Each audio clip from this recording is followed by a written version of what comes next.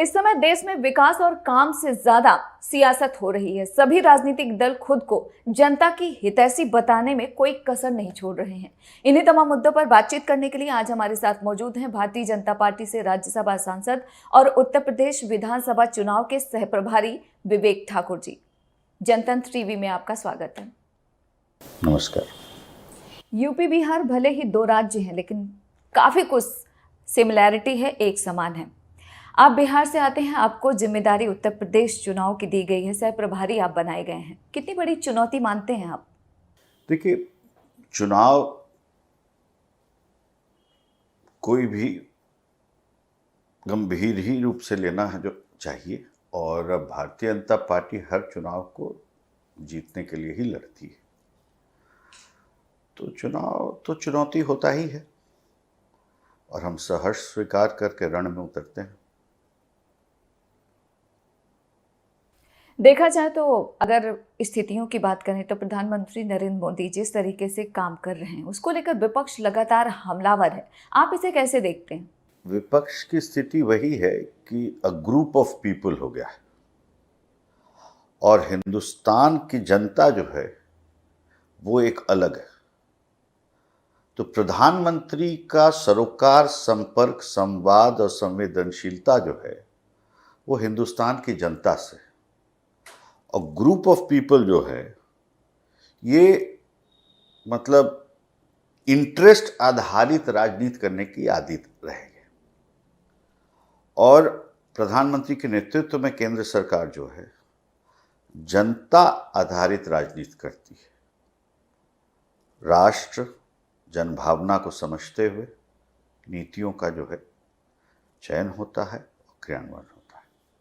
देश के प्रधानमंत्री नरेंद्र मोदी जी हैं और उत्तर प्रदेश के मुख्यमंत्री योगी आदित्यनाथ, जिस राज्य की आपको भी जिम्मेदारी दी गई है, वो बड़े कर्मठ हैं, सभी जानते हैं। इसके बावजूद भारतीय जनता पार्टी ने जो बड़े नेता हैं बीजेपी के, उनको लगा दिया है। क्या आपको लगता है कि बीजेपी को डर सता रहा है चुनाव के लिए? नहीं, ये एक संगठन का, देखिए बीजेपी संगठन आधारित पार्टी है, विश्व की सबसे बड़ी पार्टी है और एक संगठन का एक काम करने का अपना तरीका है।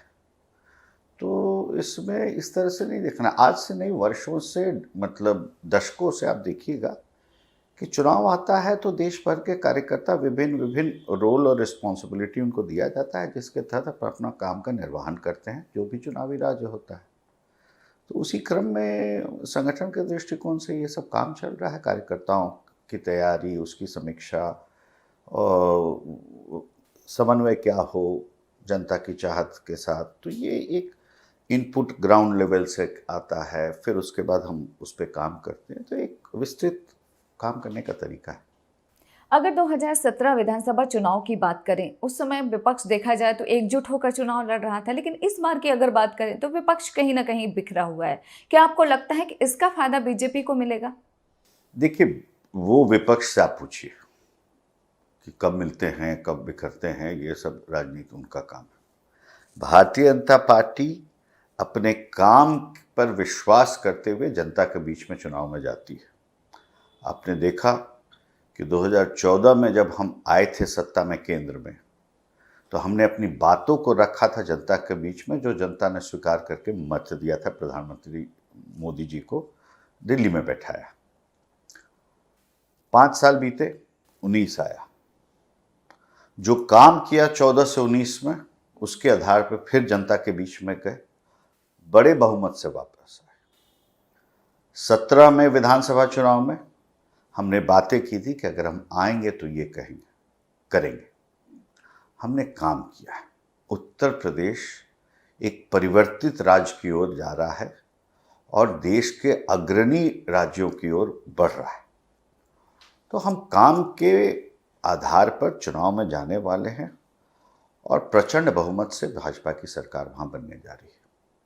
अगर यूपी की सियासत की बात करें तो देखा जाए समीकरण उत्तर प्रदेश में एक दिन में बदलता है। पहले कोरोना संक्रमण था, फिर किसान आंदोलन, अभी लखीमपुर खीरी का मामला जिस तरीके से सामने आ रहा है। क्या आपको लगता है कि चुनाव तक किसानों का जो मसला है वो हल हो पाएगा?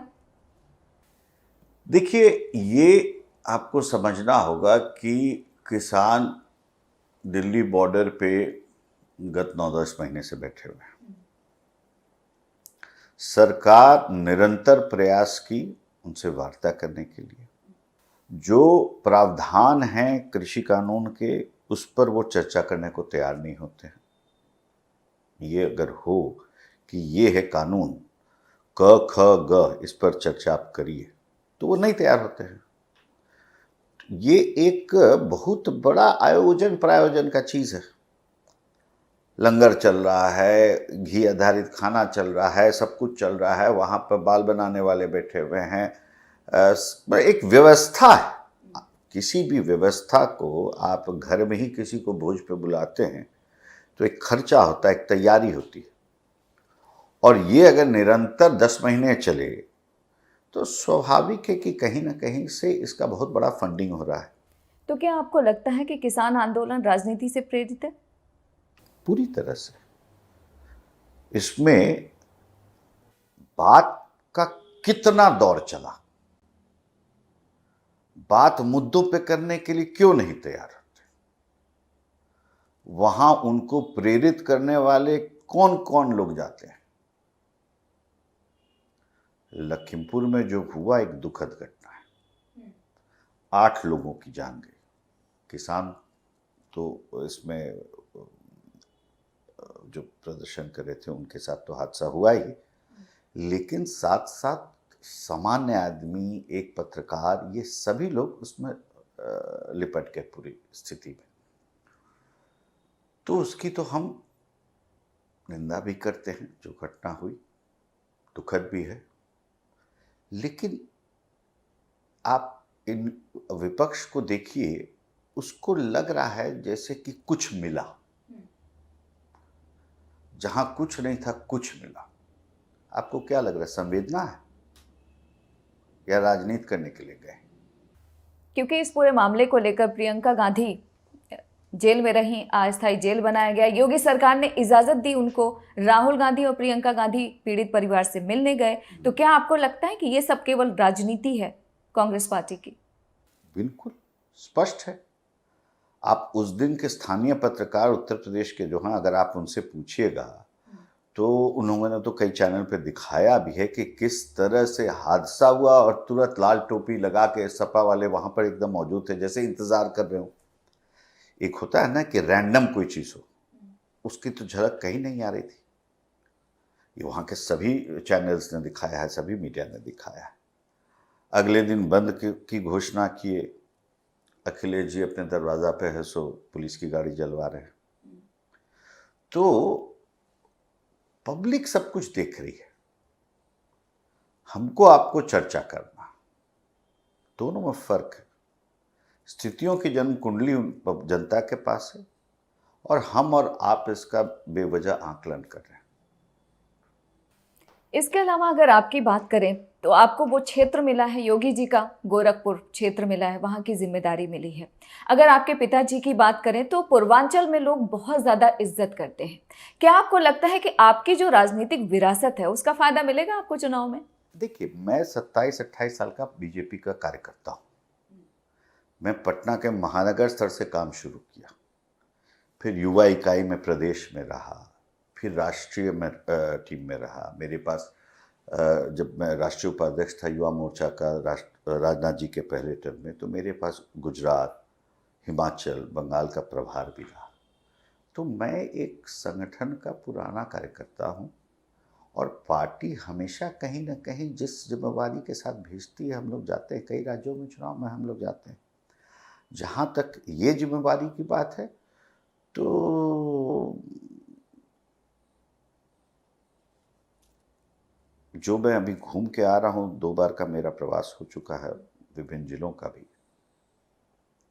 उत्साह है जनता में। मोदी योगी के काम से उत्साह है बिल्कुल नीचे के लेवल पर। पहली बार लोगों को एहसास हो रहा है कि ऐसी सरकार केंद्र में है, ऐसी सरकार राज्य में है कि जो योजना घोषित होता है, जिस और उस योजना के तहत जो भी आने वाले होते हैं, उसका सीधा लाभ की अनुभूति उनको हो रही। आज तक घोषणा शिलापट तक रह जाता था, अगली सरकारें आती थी, नाम बदल जाता था। ये चीज खत्म हो गया। आप देखिए कि कितने वर्षों तक पूर्वांचल राज्य की है सो राजनीति करने वाले वहां मांग करते थे। एक व्यक्ति नहीं चर्चा कर रहा है, एक व्यक्ति सुनने वाला नहीं, क्योंकि विकास का बहार आ गया है पूर्वांचल में।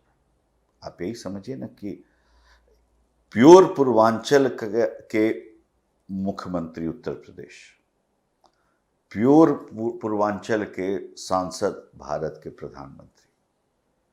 तो पूर्वांचल तो एक विकास में एक नई ऊंचाई की ओर बढ़ते जा रहा है। तो बहुत ही सुखद परिणाम होंगे। आप नई पीढ़ी से आते हैं, आपकी सोच नहीं है, और आप जिस राजनीतिक परिवार से आते हैं वह उसका लोहा जनता मानती है, पूर्वांचल की जनता। आपको क्या लगता है कि आज की तारीख में जो देश की जनता है, राज्य की जनता है, उसको वोट जाति और धर्म के आधार पर देना चाहिए या फिर विकास और काम के आधार पर? विकास और काम। हमने तो जाति और धर्म की राजनीति भी नहीं की है। अगर आप मतलब प्रधानमंत्री मोदी का देश को नेतृत्व जो 14 से प्राप्त हुआ है, उसके पहले भी वो गुजरात में भी उतने दिन मुख्यमंत्री रहे। अब 20 साल उनका हो गया सामाजिक राजनीतिक जिंदगी का पदों पे रहते हुए। हमेशा उन्होंने एक ही ध्येय से काम किया है, जिसमें कि पहले भी गुजरात के प्रदेश में भी जब थे तो सबका साथ सबका विकास था उनका ध्येय, उस आधार पर काम किया। आज तक हमारी वहाँ सरकार चल रही है। कोई विपक्ष का एकत्रीकरण कभी न हुआ हो, प्रयास नहीं हुआ, उल्टा पुल्टा, ये सब कई बार हो चुका। लेकिन मैंने जैसा शुरू में कहा ना कि जनता का विश्वास ये नेतृत्व में जब रहता है तो जातीय बंधन टूटती है। और यही प्रधानमंत्री मोदी जी का नेतृत्व का ये बहुत ही बड़ा पूरा मतलब गवर्नेंस का पैटर्न इसी बेसिस पर है। वक्त हुआ है एक छोटे से ब्रेक का। ब्रेक के बाद भी हम बात करेंगे बीजेपी नेता विवेक ठाकुर से।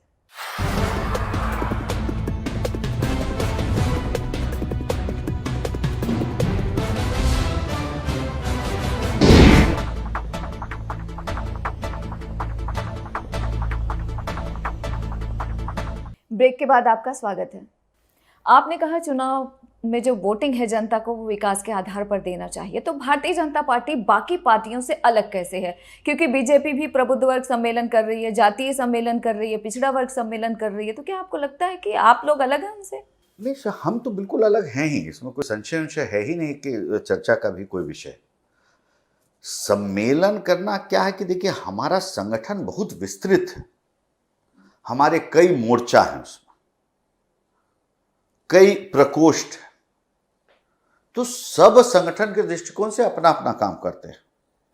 और सरकार ने जितना भी काम अगर किया है, मान लीजिए अगर ओबीसी के हमारा मोर्चा है, तो वो इतनी नीतियां हुई हैं, संवैधानिक स्टेटस दिया गया है कमीशन को, तो बातों को लेके जनता में तो जाएंगे ना। हम काम भी करें और जनता को संवाद भी नहीं करें तो ये तो मतलब कहीं ईमानदारी तो हुई नहीं।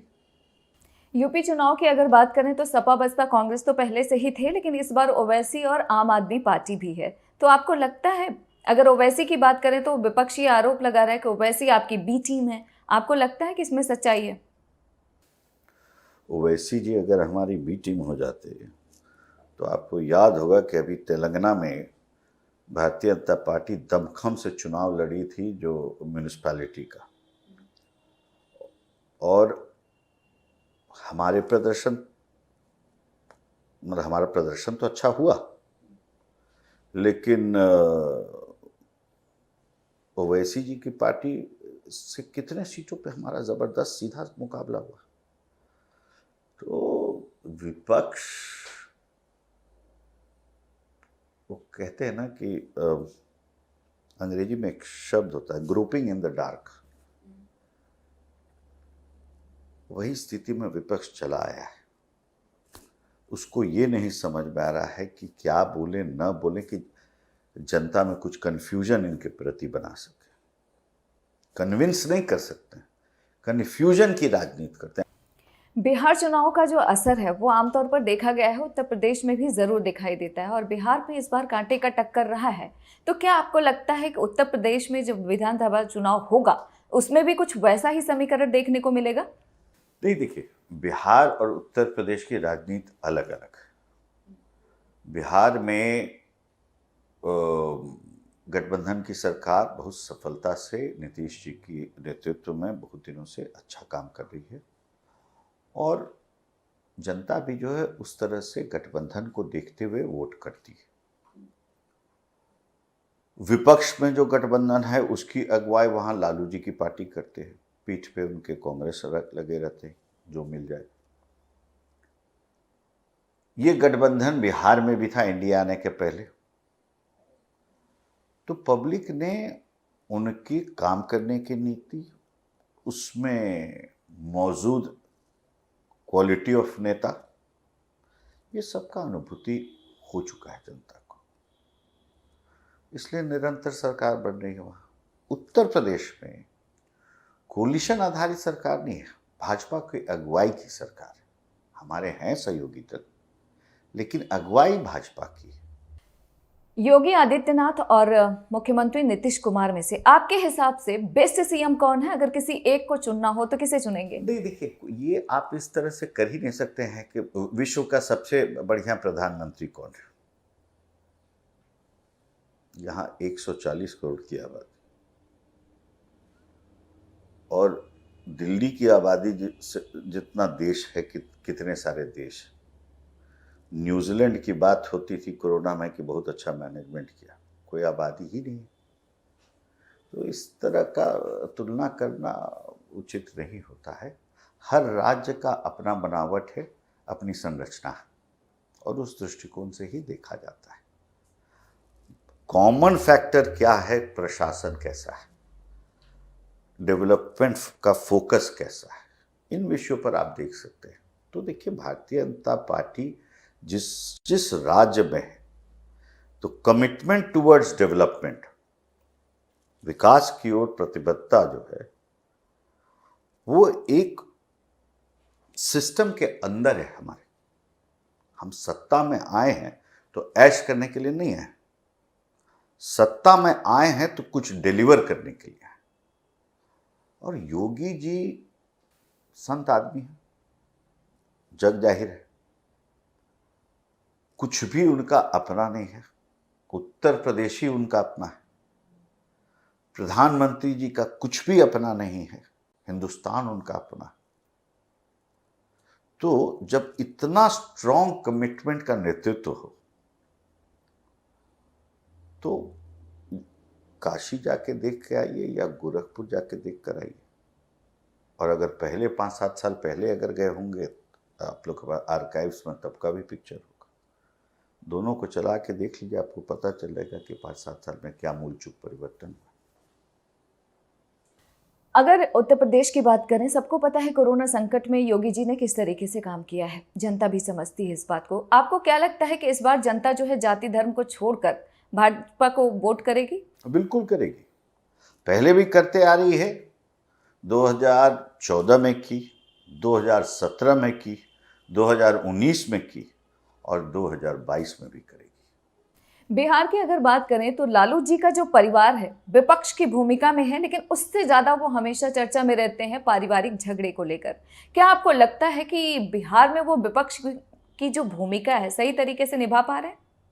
देखिए, विपक्ष की भूमिका का परिभाषा कुछ वर्षों में बदल चुका है। विपक्ष की भूमिका पहले होती थी, चर्चा आधारित विषयों पे होती थी, गंभीर चर्चाएं होती थी, कंस्ट्रक्टिव अपोजिशन बोलता था लोग। श्रद्धेय अटल जी भी अपोजिशन के नेता थे वर्षों तक। लेकिन उनकी पंक्तियां आप देखिए कि जब जवाहरलाल नेहरू मरे तो वो उद्बोधन भारतवर्ष में किसी ने नहीं किया था।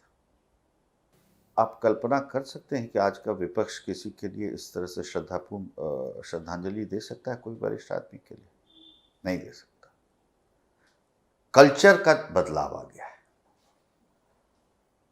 भारत का प्रतिनिधित्व करना था यूएन में, सरकार के सब रिप्रेजेंटेटिव गए, प्रधानमंत्री उस समय थे नरसिम्हा राव, उन्होंने कहा कि अगुवाई अटल जी आप ही करिए भारत का, और जो वहां उन्होंने भारत का पक्ष रखा, इतिहास है।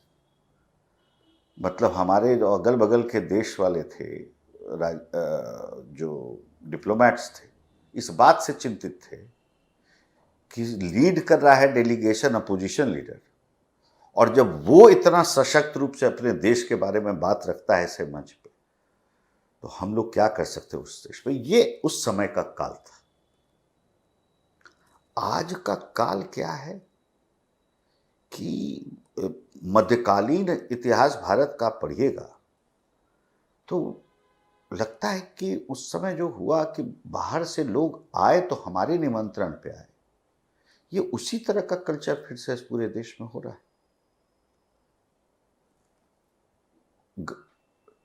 चीन से एक तनावपूर्ण माहौल हुआ, बातें लोग चीन की रखने लगे।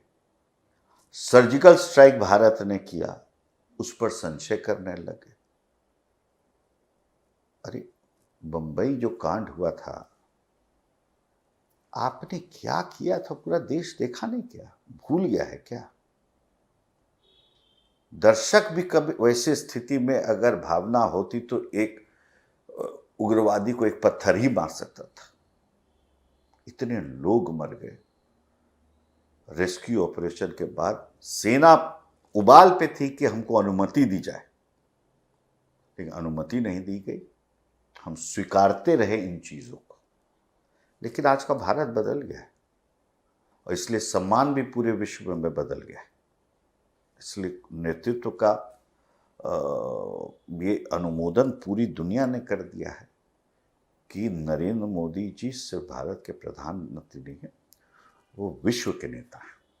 इसके अलावा अगर बिहार की बात करें तो पहले बिहार की जनता ये मानती थी कि नीतीश कुमार ने अच्छा काम किया है और काम हो रहा है, लेकिन पिछले कुछ सालों में बिहार की जनता मानती है कि काम नहीं हो रहा है। आप सरकार के साथ हैं, आपको क्या लगता है कि जनता में ऐसा परसेप्शन क्यों बन रहा है? नहीं, ऐसा नहीं है कि काम नहीं हो रहा है। बिहार आज का बजट साइज आप देखिए कितना हो गया है। 9,000 या 16,000 करोड़ का राज होता था लालू जी के समय में, आज 2.5 लाख से ऊपर चला गया है, 2.5 लाख करोड़। तो बिहार में काम कितना हुआ है ये तो कुछ महाराष्ट्र के सांसद हमारे साथी हैं जो विपक्ष के हैं, लेकिन निजी तौर पे व्यक्तिगत संबंध मैं सबसे अच्छा रखता हूँ। मुझे उन्होंने आग्रह किया कि एक दिन हम पटना आना चाहते हैं, महाराष्ट्र के लोग। तो हमने सुना है कि पटना का म्यूजियम बहुत ही अद्भुत बना है। आपको याद होगा प्रधानमंत्री जी भी अपने दौरे पे गए थे तो 3-4 मिनट के लिए वो रुक के उसका निरीक्षण करते हुए फिर हवाई अड्डा गए। तो पटना में ही बना, इसी सरकार में बना। बात कर रहे हैं महाराष्ट्र के सांसद, हमारे दल के नहीं। तो बहुत काम हुआ है, तो ये कहना गलत होगा। केंद्र का भी सहयोग रहा है, अद्भुत सहयोग रहा है। पटना में गैस पाइपलाइन बिछ गया, अब शुरू होने वाला है। ये सब थोड़ी आधुनिक चीज की कल्पना कहाँ कोई कर पाता था। आखिरी सवाल, उत्तर प्रदेश के चुनाव में वो कौन से मुद्दे होंगे जिसको लेकर बीजेपी जनता के बीच में जाएगी? विकास का अगला चरण, उत्तर प्रदेश के विकास का मूल चूक परिवर्तन का काम हमने करने कोशिश किया है ये 5 साल में, और इंफ्रास्ट्रक्चर हमने ले किया है, जिसको कहते हैं कि फ्लाइट का ऑफ डेवलपमेंट, विकास की नई छलांग जॉब लगानी है। नींव रखा गया, अब इमारत को और ऊंचा बनाना है। तो नवनिर्माण का जो काम शुरू हुआ है उत्तर प्रदेश का, वो सही मायने में उस स्लोगन को स्वरूप देना, उत्तर प्रदेश यानी उत्तम प्रदेश। आपने हमें समय दिया, उसके लिए आपका बहुत बहुत शुक्रिया। धन्यवाद। तो आप सुन रहे थे भारतीय जनता पार्टी के राज्यसभा सांसद विवेक ठाकुर जी को, जिन्होंने तमाम सवालों के जवाब बड़े ही बेबाकी के साथ दिया। फिलहाल आप हमें और हमारी टीम को इजाजत दीजिए और देखते रहिए जनतंत्र टीवी।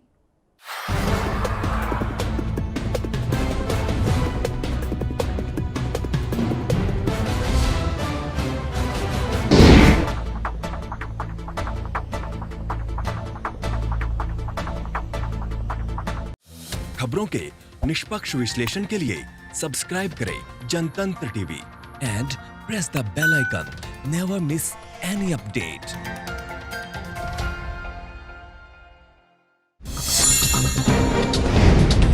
डाउनलोड कीजिए जनतंत्र टीवी ऐप को, जो कि अवेलेबल है गूगल प्ले और ऐप स्टोर पर। अधिक जानकारी के लिए अभी डाउनलोड करें।